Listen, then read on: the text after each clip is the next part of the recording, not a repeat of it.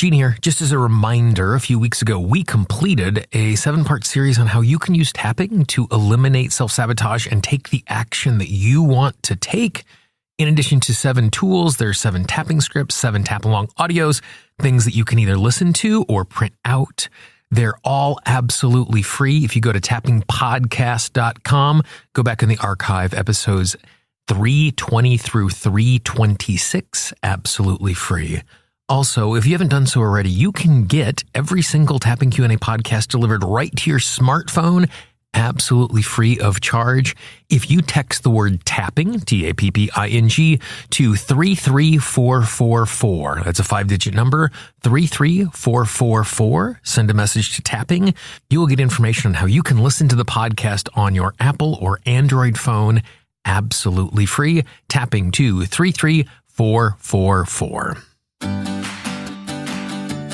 This is Gene Monterastelli, and welcome to the Tapping Q&A podcast recorded live to tape from Williamsburg in Brooklyn.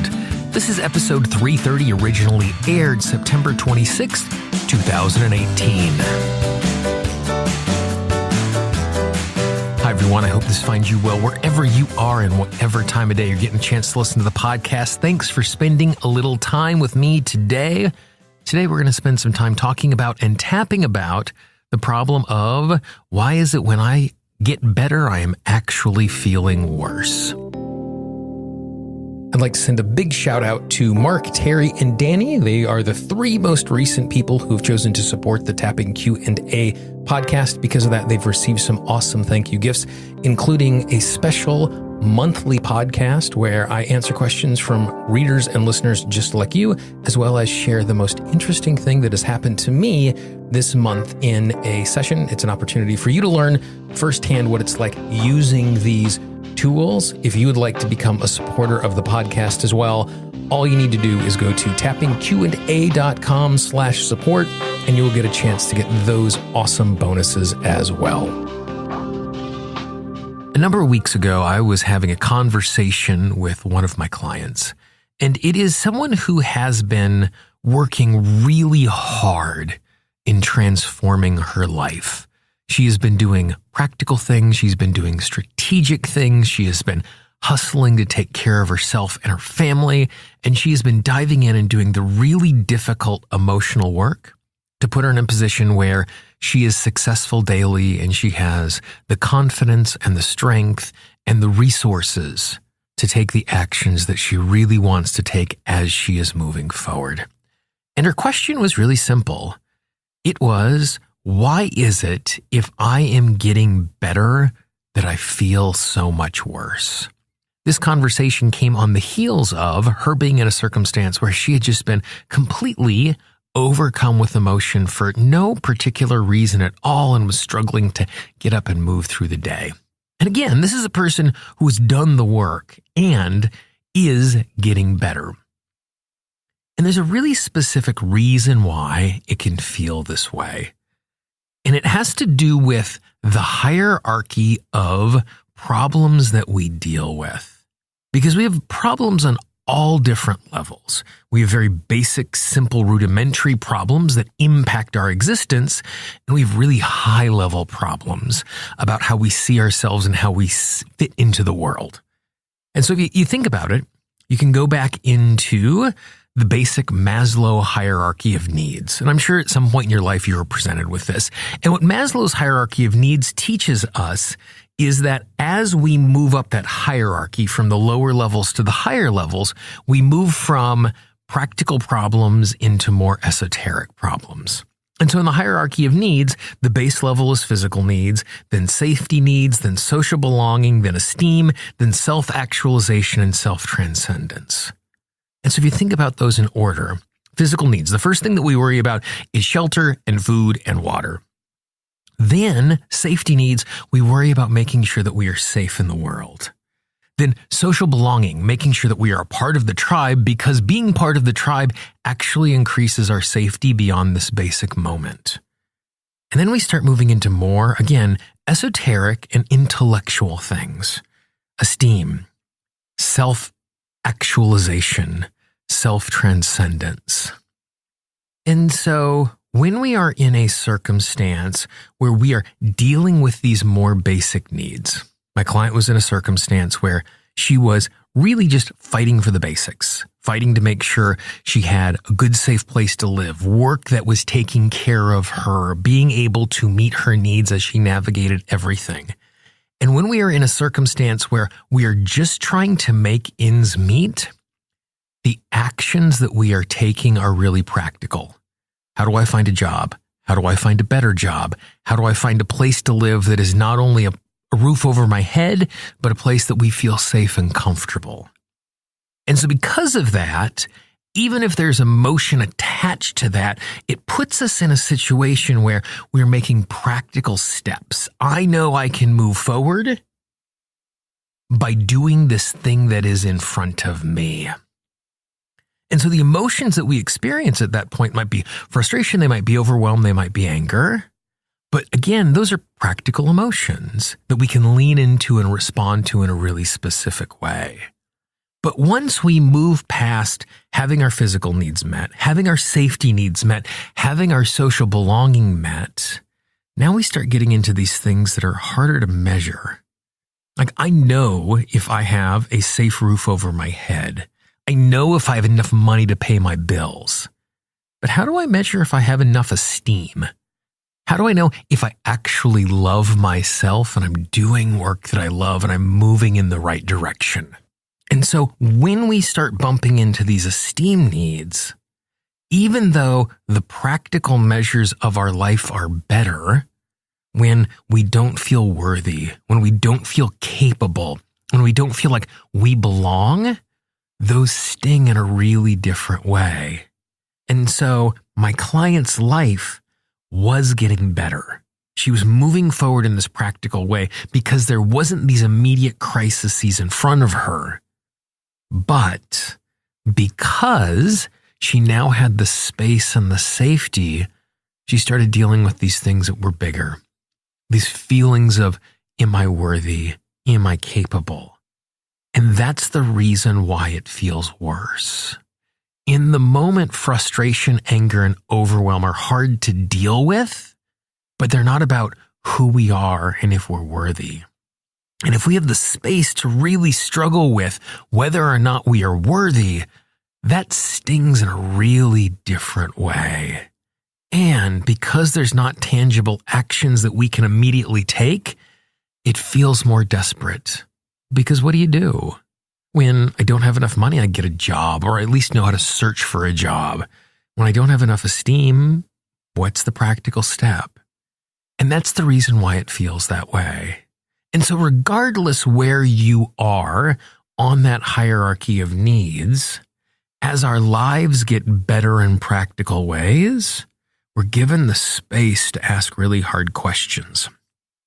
Oftentimes I lead retreats for adults who are trying to find their vocational path, trying to figure out what their calling is and where they're supposed to be in the world. And I always start those retreats by reminding them and reminding myself the simple fact that we have the time and space to ask the question, what am I called to, means that we're lucky. Means that we're part of a really small percentage of the world population who is not fighting for subsistence, who is not fighting to just get by. And as painful as that is, and I'm not diminishing the pain, and I'm not saying that when you struggle with calling and you struggle with your esteem that you should not be in pain. It's painful. I've been there. I know what that pain is like. But it's a really different experience, and that's why it feels so sharp. And that's why it feels so big. The other thing that is important to remember as we are moving up something like this is that our sense of what is painful is relative. All pain is relative. It's relative to what our experience has been in the past and what we're dealing with. Let's take a physical pain, for example, and this is an example I give a lot. Let's say your knee hurts, and on a scale of 0 to 10, that knee hurts at a level of 7.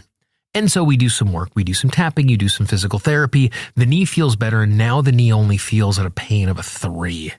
And you wake up the next morning and you're so happy because it doesn't hurt at the level of 7. It only hurts at the level 3. And you wake up the next day and it's a 3. And you wake up the next day and it's a 3. And when you wake up on the 4th or 5th day, you don't think, oh my gosh, this is so great. It's only a 3. Your thought is, I can't believe my knee hurts. And you've forgotten what it is like to be at a 7. And so you've put in this effort and you've tried really hard and you're still in pain. So not only are you frustrated by the pain, you're also frustrated by the fact that, well, I've done this work and I'm still in pain. And so we're heaping an emotional problem on top of the physical problem as we struggle with it. And so because this new normal has become normal, we've forgotten where we've come from. And so as you move up this hierarchy of types of issues, even though from a distance, from an outsider's point of view, or if you're able to disassociate enough, you can practically see the difference. But the emotional self only notices the struggle. And so it feels like that you're still in pain. And so you get a chance to have that double whammy of being in pain and being frustrated because progress is not happening, even though it is and you just don't notice it. And so those are the two reasons why when things are getting better, we feel worse. We're given the opportunity to have higher class problems. And again, I'm not diminishing them and I'm not saying you shouldn't have them. They're real problems. They're real emotional issues. You need to respond to them. And because you are facing the new normal, it's hard for you to clearly recognize the progress that you've done. So what we're going to do is we're just going to do a little tapping. It's going to help you transform and be grounded in this idea of struggling with the new normal. Tippy top of the head and just move from point to point. Repeat after me. I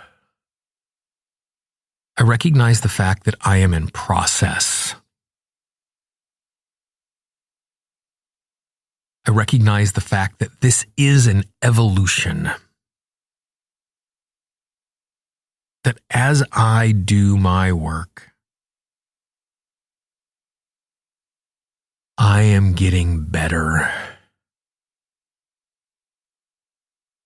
I am getting healthier.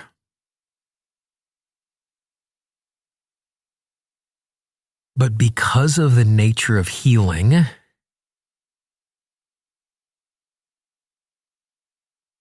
it is very easy for me to miss the progress that I am making. Because when I heal, I stop noticing that thing that I just healed.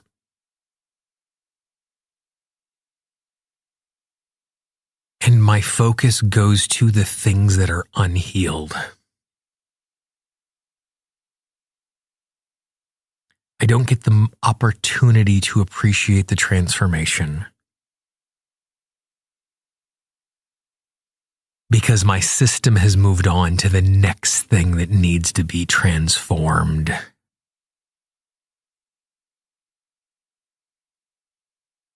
And because of this, it can actually feel worse.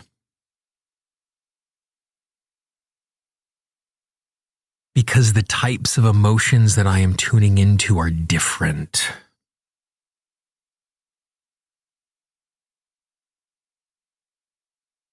They are now emotions that cut sharper.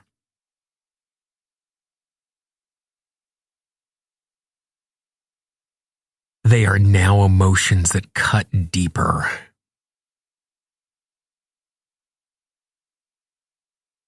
Because they're no longer practical problems.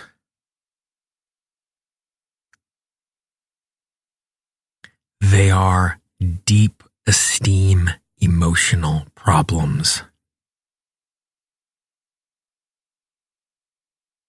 And these types of problems weigh on us in a different way.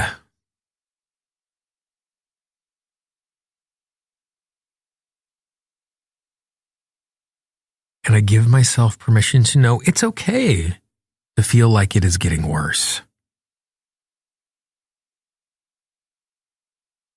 But also know that it's not actually getting worse.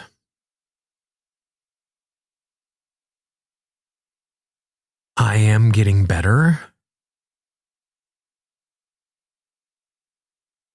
but my emotions are focusing on what is still wrong.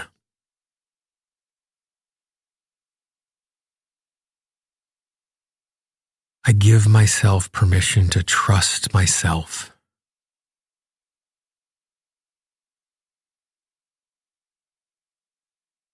I give myself permission to trust the process.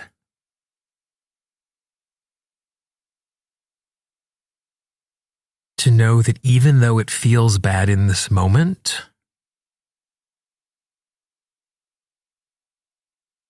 I am getting better.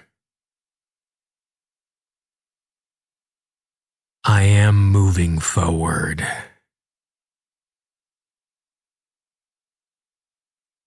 Mistakenly believing that it is actually getting worse is a perfectly natural part of the process.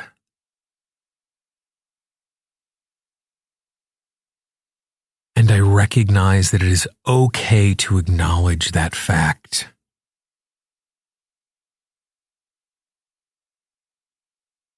As I keep moving forward. As I keep healing. As I keep transforming. Nice deep breath.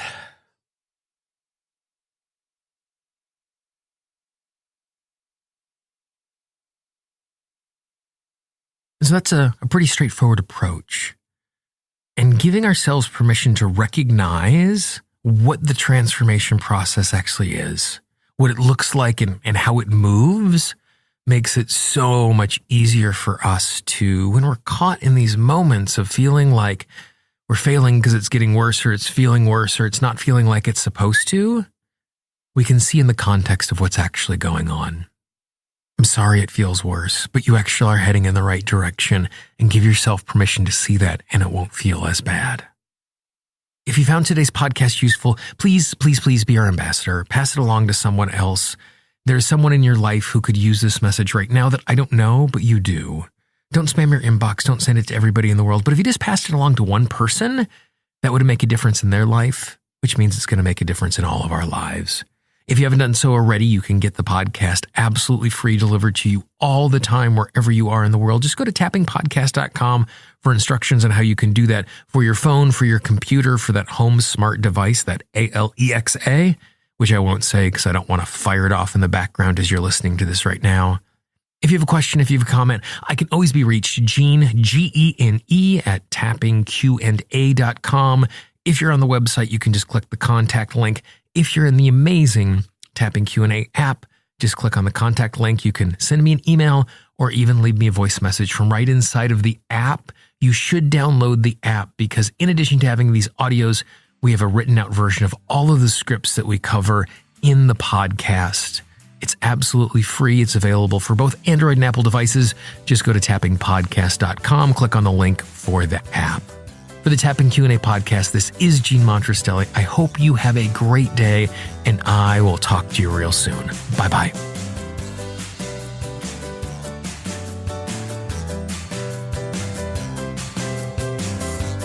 The Tapping Q&A podcast is copyright Gene Monterastelli, Tapping Q&A 2016. All views expressed by guests are those of the guests and not necessarily of Gene Monterastelli or Tapping Q&A.